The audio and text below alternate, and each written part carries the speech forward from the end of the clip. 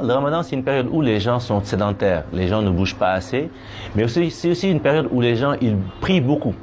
Alors, quand on prie beaucoup, ça veut dire qu'on reste longtemps en station assise. Alors, lorsqu'on reste longtemps en station assise, il faut savoir que cette sédentarité-là, ça va favoriser la constipation. Il y a aussi le fait qu'on ne mange pas. Quand on ne mange pas, on ne va pas aller assez à la selle. Donc, tout ceci favorise la constipation. Alors, la constipation, une de ses conséquences, c'est ce qu'on appelle les crises hémorroïdaires. Alors, les crises hémorroïdaires, c'est quoi? Les hémorroïdes sont des vaisseaux que tous les individus ils ont, qui sont localisés au niveau de la marge anale.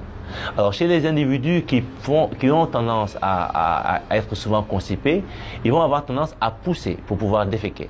Alors, ces forces de pousser vont faire que ces vaisseaux qui sont à l'intérieur de l'anus vont avoir tendance à sortir. Alors, chez les individus qui ont tendance à pousser lorsqu'ils vont à la selle, ces vaisseaux vont s'extérioriser. Et ceci va se manifester par une boule que vous allez sentir lorsque vous allez vous nettoyer, mais peut aussi se manifester par des selles qui vont être accompagnées de sang. Donc c'est ce qu'on appelle la crise hémorroïdaire.